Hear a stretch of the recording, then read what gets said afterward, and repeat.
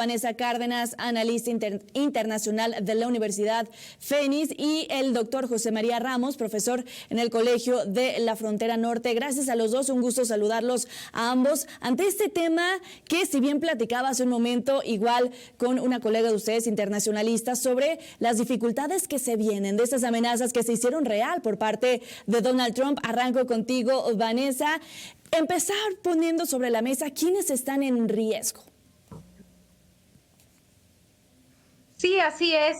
Tenemos varios sectores en riesgo: el sector económico, el sector social, que son los migrantes, que han pasado de ser un asunto de derechos humanos a ser un asunto criminalizado, a ser un asunto de seguridad. Y por otro lado, bueno, pues también creo que las poblaciones en ambos lados de la frontera hoy corren el riesgo al tener un gobierno que no respeta el derecho internacional, al tener un gobierno que no está cumpliendo con sus acuerdos internacionales y que además desconoce los derechos humanos, y que la manera de negociar no es propiamente con vías a la resolución pacífica de controversias, sino más bien una forma de presión, de tratar de humillar y de sobajar a otros gobiernos. Así que creo que en realidad, si lo vemos de manera global y desde el punto de vista de las relaciones internacionales, lo que está en riesgo es la convivencia pacífica de los estados. José María, voy contigo. Mencionaba a Vanessa, forma de presión. ¿Hasta cuándo estará satisfecho Donald Trump? ¿Qué tendremos que ver que cambie para que deje estas maneras? ¿Qué tal, Lidia? ¿Qué tal, Vanessa?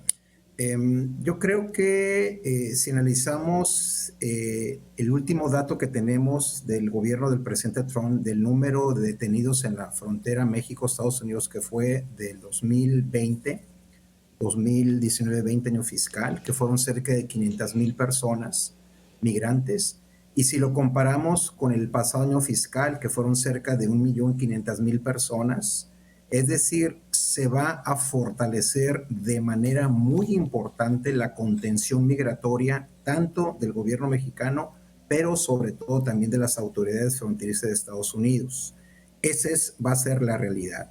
Aquí el reto que va a existir o que se tiene que dar es que, si en la medida en que se fortalece la contención migratoria, se van a vulnerar los derechos humanos, sobre todo de las poblaciones más vulnerables, que en este caso son las familias, mujeres, menores no acompañados. Ese va a ser uno de los problemas. El segundo problema que estamos viendo es que esta no va a ser una medida de corto plazo, es decir, no va a ser solamente de un mes. Cuando menos va a demorar 12 meses o un año o quizás más, sobre todo considerando la pasada experiencia del primer año del presidente Trump, que igual se fortaleció en la contención migratoria con el primer gobierno de Morena, y eso sin duda alguna va a tener algunas implicaciones. Y viendo el panorama de Donald Trump justo en la administración anterior, bueno, ahora ya cuenta con el carro completo, Vane, y obviamente la situación es totalmente diferente a lo que se vivió anteriormente. Aquí la pregunta también sería, bueno, ¿qué va a pasar con aquellos que lleguen a nuestro país, pero de otras nacionalidades? Apenas estamos viendo algunas acciones que podrían pues intentar contener estas deportaciones masivas, pero ¿qué pasa con aquellos que no son mexicanos? Así es, Lidia, pues un Donald Trump reloaded, ¿no? Recargado, que tiene poco que perder y que al Literal. contrario sabe que el cumplimiento de estas medidas extremas le favorecen en términos de popularidad, con una población norteamericana muy permeada y muy tocada por este discurso del miedo, del enemigo, del riesgo que corre Estados Unidos con la migración, y que a pesar de estos discursos en contra de las mujeres, de los jóvenes, de los migrantes, etcétera, bueno, pues estas poblaciones también votaron por él y ganó por voto directo, y es por eso que inmediatamente vimos que ya se está volviendo una tradición que el presidente que toma el cargo en Estados Unidos vaya de la ceremonia a la oficina oval a borrar todo lo que hizo el anterior y cumplir algunas de las promesas más populares que cree tener. Y en el caso de Donald Trump ha sido la migración, porque no solamente eso le dio bonos, sino que incluso jugó en detrimento de la administración demócrata. Y las deportaciones masivas las ha vendido no solamente como quitar el estatus ilegal de algunas personas que se encuentran en el país, sino más bien como una limpieza de criminales. Vemos que normalmente el discurso va unido a hacer estas menciones sobre los criminales, sobre los narcotraficantes, sobre pandillas como el Tren de Aragua, siempre que habla de cómo está deportando a las personas. Desafortunadamente, tenemos el grave problema que todos los latinos que regresan no necesariamente van a sus países, sino que gran parte de ellos van a México. ¿Y qué está haciendo México? Pues se ve pocos esfuerzos, se ven acciones limitadas para la cantidad que está teniendo que absorber, porque bueno, como se ha mencionado, tanto Obama, Biden y Trump en su primera administración hicieron una cantidad importante de deportaciones. Lo que pasa es que acá tenemos un tiempo récord y además la coyuntura que se ha juntado con Venezuela, con este nuevo mandato de Nicolás Maduro, que muchas personas, alrededor de 600,000 venezolanos, dijeron que si volvía a quedar Maduro, iban a salir del país. Y cada vez medidas más fortalecidas en contra de esta migración en América del Sur han cambiado la radiografía migratoria de México, sobre todo a partir del año 2022, que hoy también se enfrenta a una presión de Estados Unidos que le está deportando mexicanos de otras nacionalidades, más toda esta gente tradicional del Triángulo Norte de Centroamérica, más los venezolanos. Entonces, ¿dónde se van a quedar? Bueno, pues yo creo que ya lo estamos viendo. En ciudades que no normalmente eran de paso, que no se veían estos migrantes, como la Ciudad de México, hoy los estamos viendo desafortunadamente muchos de ellos en las calles, otros en estaciones migratorias, pero principalmente en un estado de indefensión que incluso la buena voluntad y las acciones que dice tener el gobierno mexicano no son suficientes para la cantidad de personas que se están quedando y que se van a seguir hacinando, es la palabra, en territorio nacional. Vanessa, José María, vamos a ir una muy breve pausa y volvemos para continuar con este análisis, con este debate de la situación que se está viviendo en nuestro país. Ya lo mencionabas, Van, están llegando a estos puntos donde antes no se les veía y un claro ejemplo, la Ciudad de México. Ya volvemos con más. Saludo de nuevo a Vanessa Cárdenas y a José María Ramos. Estamos analizando, debatiendo la situación de esta política migratoria de Donald Trump. José María, veíamos ahora esta presión. Nos mencionaban el tema de los aranceles desde el fin de semana. Hoy, después de la charla con la presidenta Claudia Sheinbaum, 10,000 elementos de la Guardia Nacional se van a la frontera. ¿Realmente está la solución? ¿Realmente en un mes podremos ver los resultados? ¿O qué espera ver Donald Trump? Bueno, lo que espera ver es que espera el incremento de esta contención migratoria. De hecho, en su discurso en la Casa Blanca el día de hoy, lo menciona, lo destaca. Incluso menciona que son 10,000 elementos, bastantes miembros de las fuerzas militares. Y esto, como lo comentaba en la primera intervención, creo que no va a ser coyuntural, va a ser permanente. Y tiene que ver con una estrategia que ha generado el presidente Trump en el sentido de criminalizar, pero sobre todo de no ver los grandes aportes que tienen los cerca de 10 millones de inmigrantes irregulares en Estados Unidos, la mayoría ubicados en gobiernos de los estados republicanos. Uno de los estados que tiene la mayor cantidad de inmigrantes irregulares es el estado de Texas, con cerca de 1,200,000 migrantes irregulares. Texas es un actor fundamental en la política comercial y la política de seguridad fronteriza con los Estados Unidos. Y con esa política de los aranceles se iba a ver afectado de gran manera. Con Texas tenemos 3 cruces comerciales que son fundamentales, por donde cruza cerca del 60% de las exportaciones hacia Estados Unidos, El Paso, Laredo y Brownsville.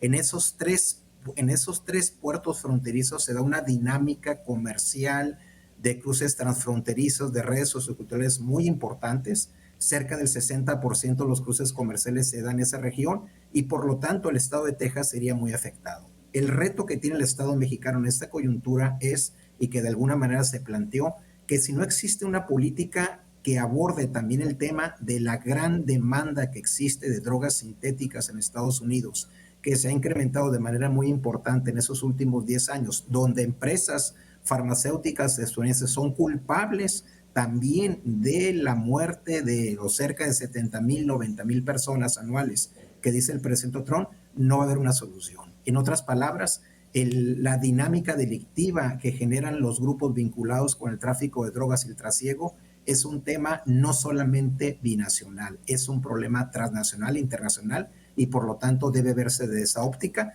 y con una política integral, sobre todo si no se reduce el alto consumo de drogas, que finalmente un fenómeno que vamos a ver es que estas drogas se van a incrementar de manera importante en las próximas semanas en la medida en que exista un cierto desabasto o que exista una cierta dificultad para que los grupos delictivos puedan seguir cruzando la droga hacia Estados Unidos. Y vaya el panorama que dejarían. Vane, ¿tú qué opinas sobre esta presión? Mencionaba José María que él cree que va a ser algo temporal. ¿Tú cómo lo ves? ¿Habrá otro tipo de presiones? ¿Y qué podríamos esperar? Mira, yo creo que es una vieja receta que ya le había funcionado a Donald Trump. Si esto funcionara para frenar el tráfico de drogas por los migrantes, hubiera funcionado desde el día 1. Recordemos que ya nos había amenazado con aranceles y fue el bautizo, digamos, de fuego de nuestra Guardia Nacional, que lo primero que hizo recién formaba fue ir a la frontera sur a detener las caravanas de migrantes.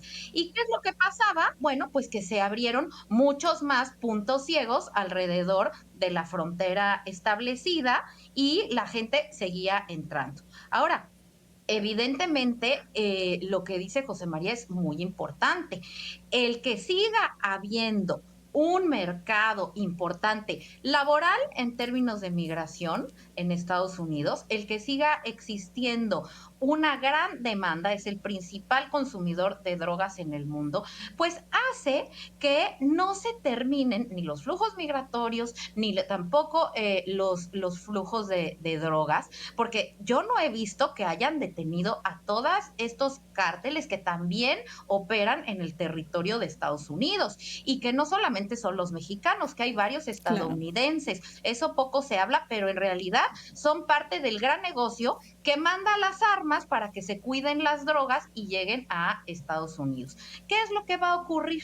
Bueno, que si el consumo no baja, subirá el precio, así como va a subir también en el caso migratorio el costo de traslado hacia Estados Unidos de los tratantes de personas y que van a ser rutas todavía más peligrosas. Recordemos que ya hoy México tiene la ruta más peligrosa del mundo en términos de migración. Bueno, va a ser mucho más violento y mucho más peligroso. Entonces, creo que también Donald Trump tendría que ver a futuro los riesgos que está corriendo, en los cuales esto, en lugar de ser una solución, es un catalizador de problemas mayores en el mediano plazo.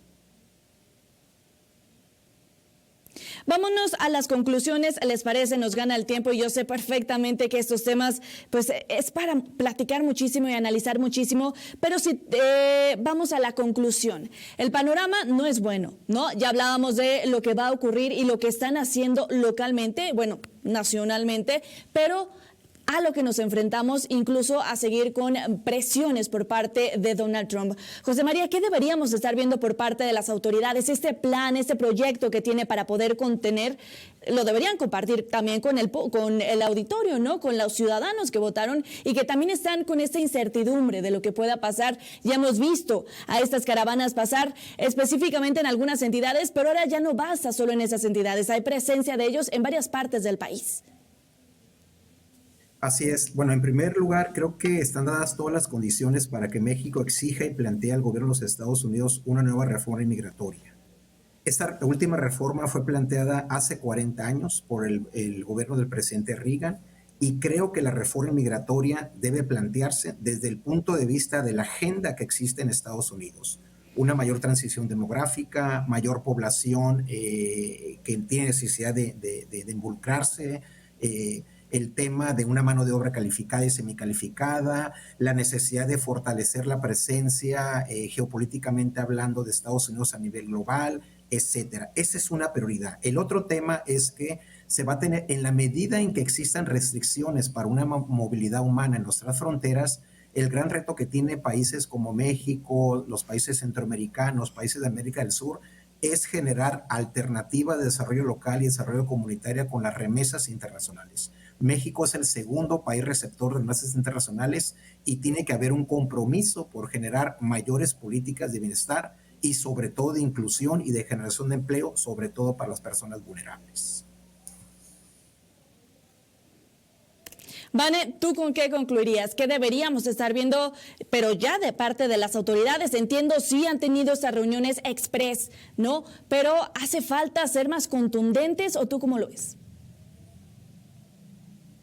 Creo que hace falta ser más contundentes en la cooperación internacional. Creo que el primer derecho que deberían de tener las personas no es el de migrar, sino el de no migrar. Entonces, evidentemente, este discurso que lo ha tenido en su momento Kamala Harris, la presidencia mexicana, de atender las causas, pues sería lo primero que deberíamos estar haciendo todos los países, ¿no? Y por otro lado, una red que siga a estos migrantes en el traslado, en el camino, y que vaya tratando de alguna manera de hacer más eficiente este traslado, pero también de irlos convenciendo de las condiciones en las que se están trasladando para que sea de alguna manera más pausada esta migración y se pueda lograr lo que los organismos internacionales dicen. Creo que hoy por hoy no hay una receta, no solamente en México, sino en ningún país del mundo, incluso los europeos, el Medio Oriente, para atender el problema migratorio que se ha convertido en una de las crisis mundiales, que hoy está definiendo elecciones,